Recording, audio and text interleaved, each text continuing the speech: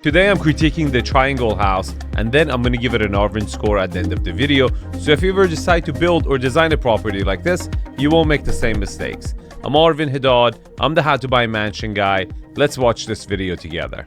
Well, welcome to Bali. We're in Canggu, the beating heart of Bali's lifestyle scene. And today we're right in the center of it here at the River Point Villa, a unique, one-of-a-kind build that has been shaped by its surroundings. You are centered around this blue lagoon. Blue lagoon, okay. Brook Shield. Calm down, dude. It's white plaster pool. Your own private tropical paradise that... Give me a break. Come on. When you say stuff like this, I feel like a dinosaur is going to come out of the banana trees and start burping. This is not Jurassic Park, okay? Calm down. We're in the middle of a city. It's a little green, okay? Okay.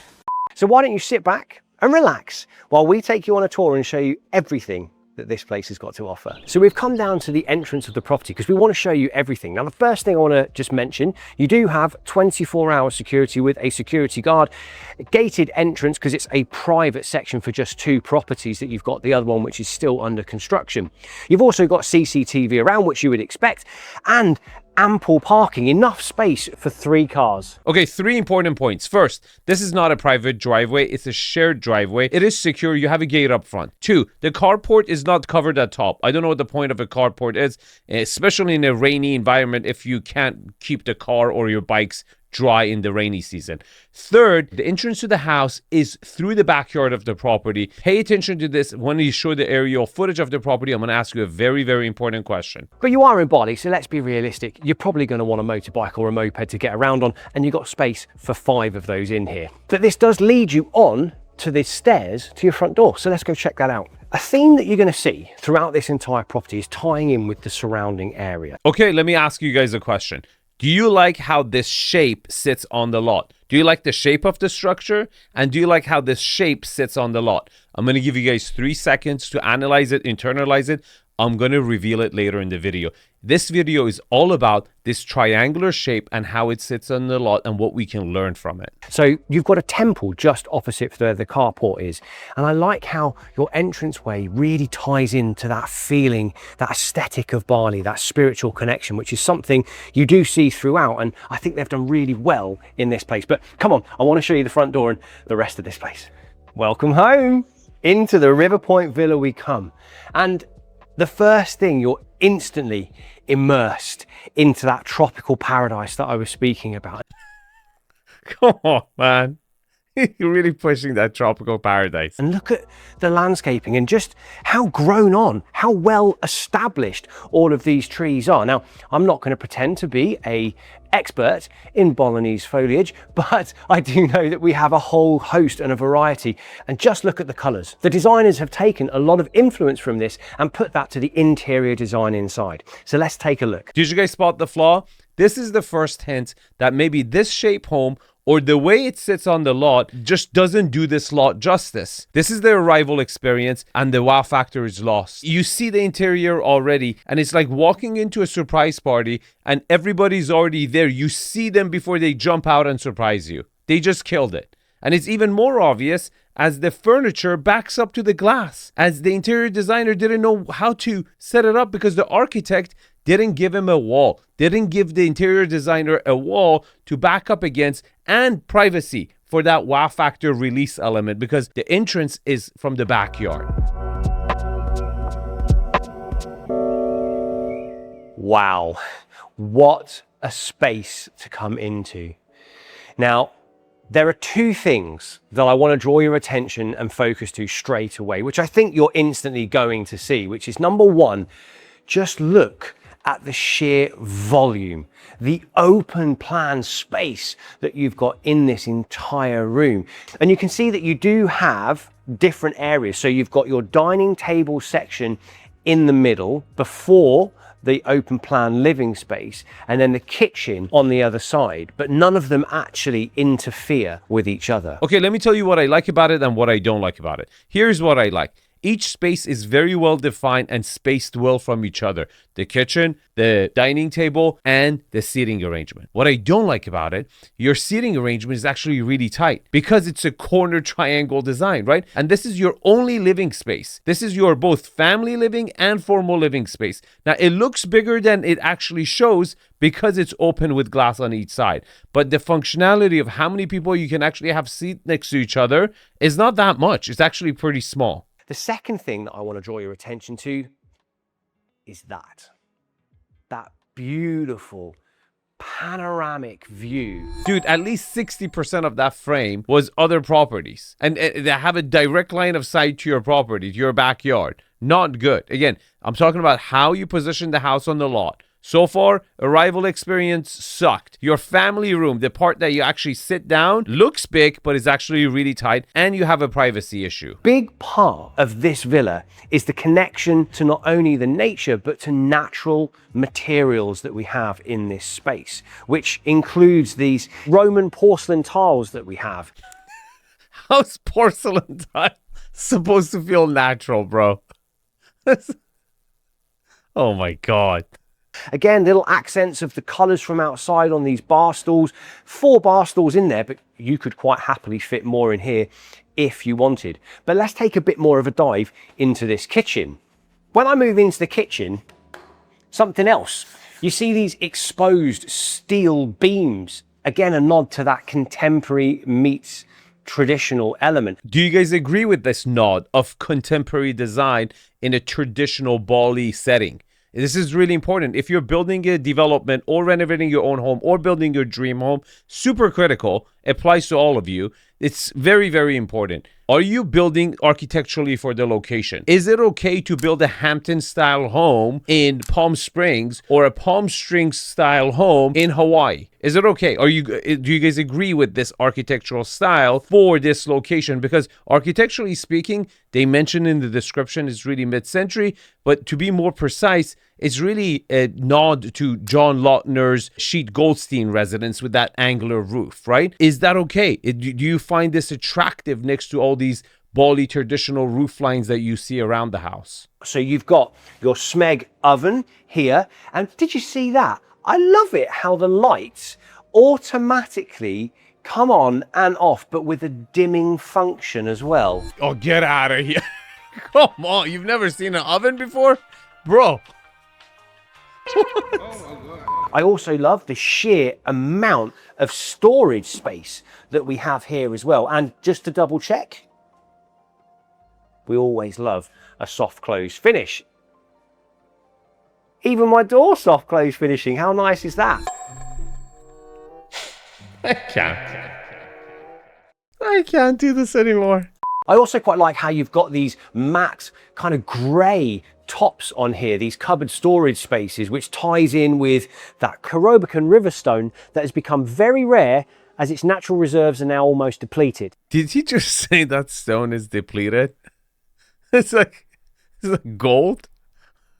They should trade it on commodity exchanges. Oh my God. He's trying to sell everything here. You've got Smeg sink top in here as well with the Paloma accented finishes. Wow, the sink is even the same brand. I feel like the developer was having a romantic relationship with the distributor. It's a little weird, right? There's a lot of other appliances brands.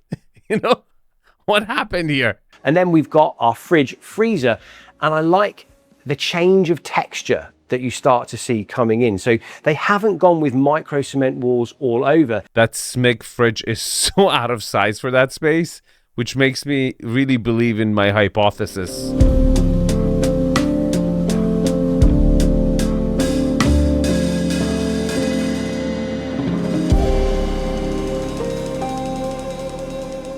Just take a look at that beautiful exterior, because the architecture of this villa is incredibly unique and special. It's actually based around 2 volumes, one being that triangle with that enormous sloping pitched roof that you can see, and then there's a rectangle which actually houses the 4 bedrooms that are downstairs, with the primary suite being upstairs in that triangle. Let's talk about the architectural style, because I'm not a big fan of it for this location. I don't think it's wrong, but it's being forced. You see, there are a couple elements that you have to really study and take into account if you choose an architectural style for a home. And I talk about this with my inner circle clients. I'll give you a glimpse of it here.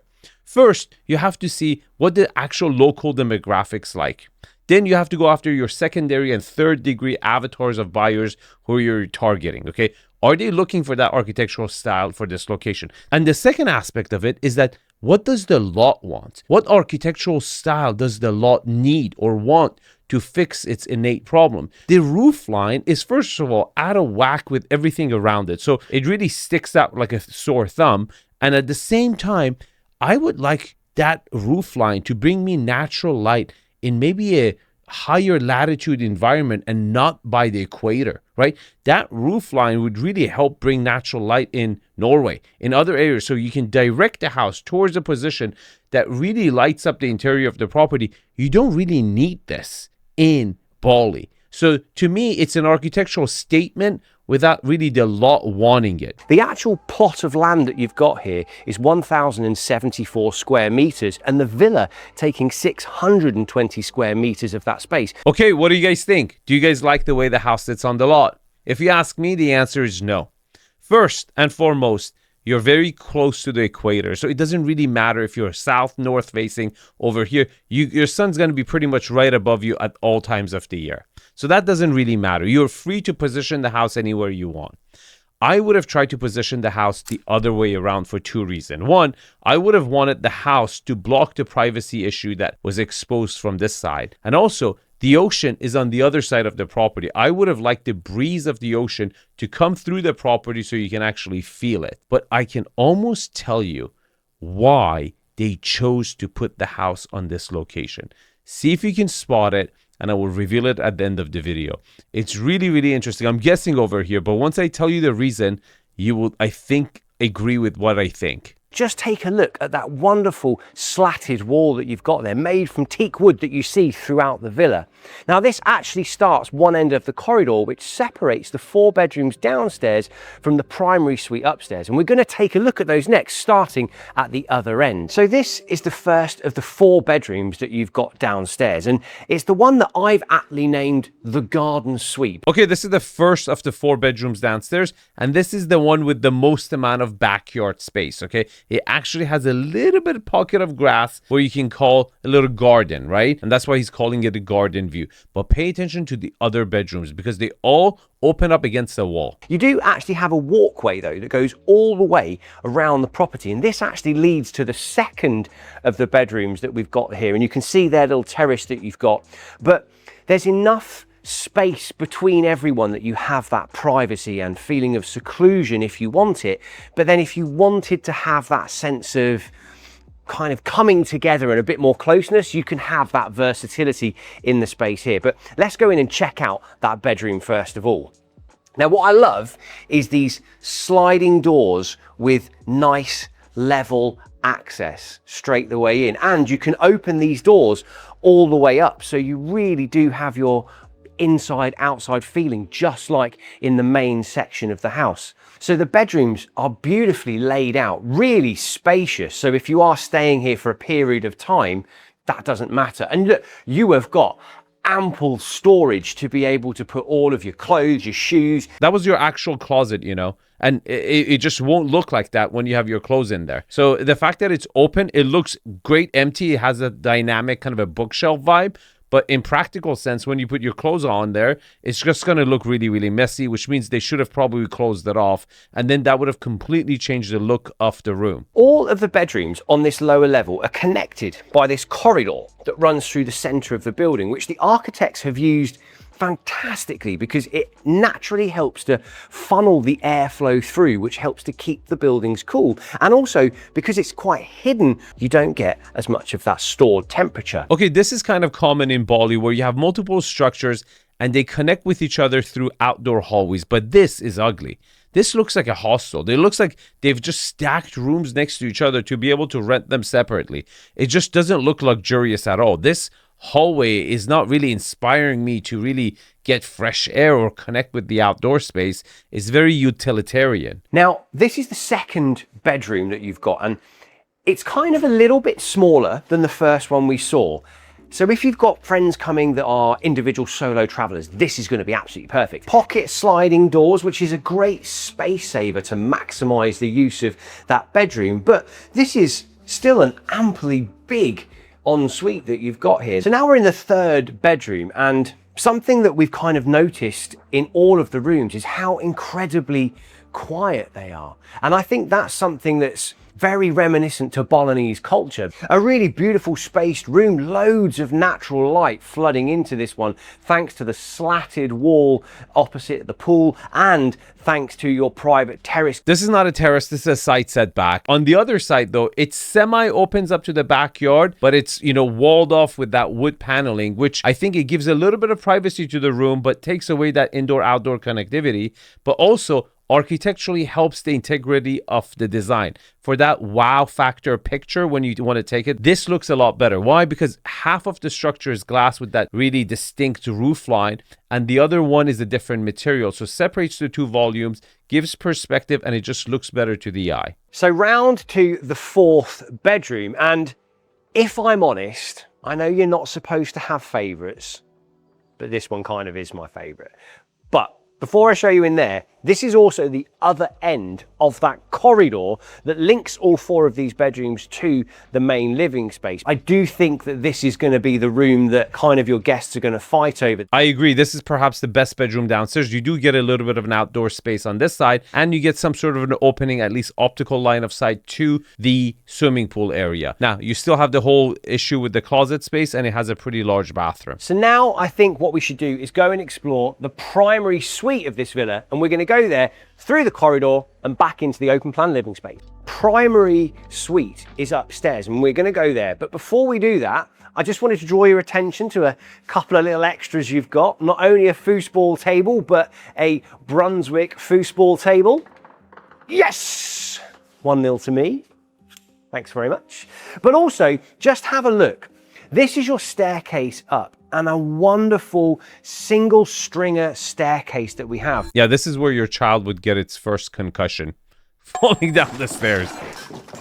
You've also got here in the corner a downstairs WC. And this is for 5 bedrooms, 5 bedrooms. This is the living area for 5 bedrooms, and you get a sink like this.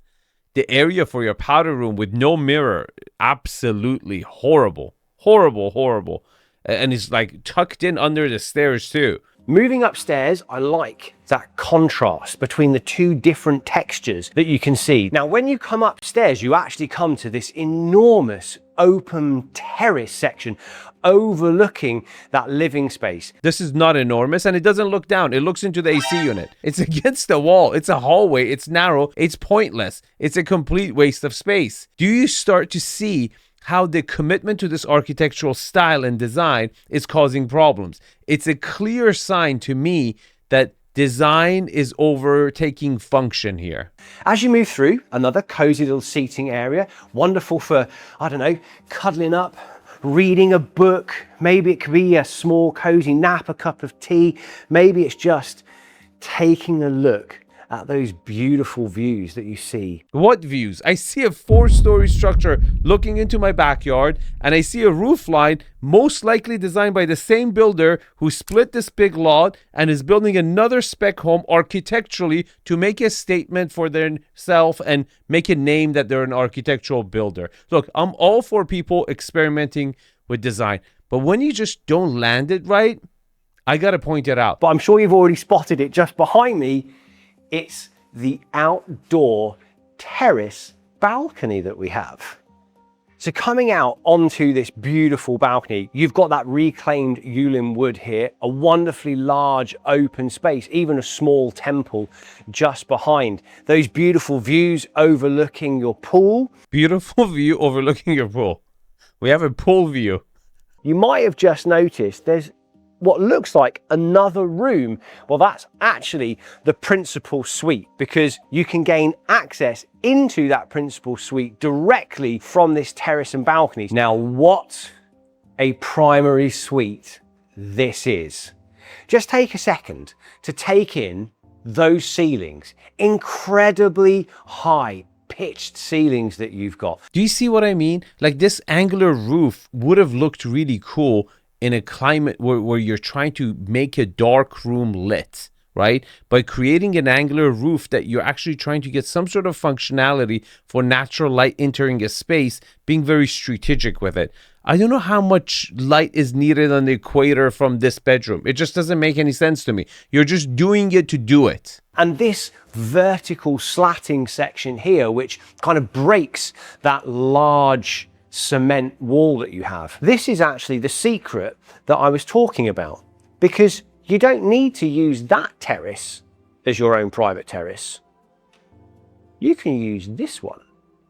And how about this as your own private terrace? And look at the size of this as a private terrace, overlooking as well what they call the Puru Temple here. Really wasteful, no? The primary suite didn't need 2 terraces. It would have been really nice if a guest house, if another bedroom, a living quarters had this terrace to itself. It would have been used a lot more. As the primary suite, they're always going to use the other terrace. Now, let me show you guys how I would have approached this lot. I would have certainly positioned the house, doesn't matter what shape, they could have used the same shape or an L-shaped home, whatever you want to use, on the back of the lot. For number one reason, I would want it to fix the privacy issue of this villa. Second, I would want the ocean breeze to be coming towards me, so it brings that freshness to the property and you don't have the structure blocking the breeze. Third, this is an irregular shaped lot. You see this corner where this backyard area is, this is the part of the lot that it's not rectangular.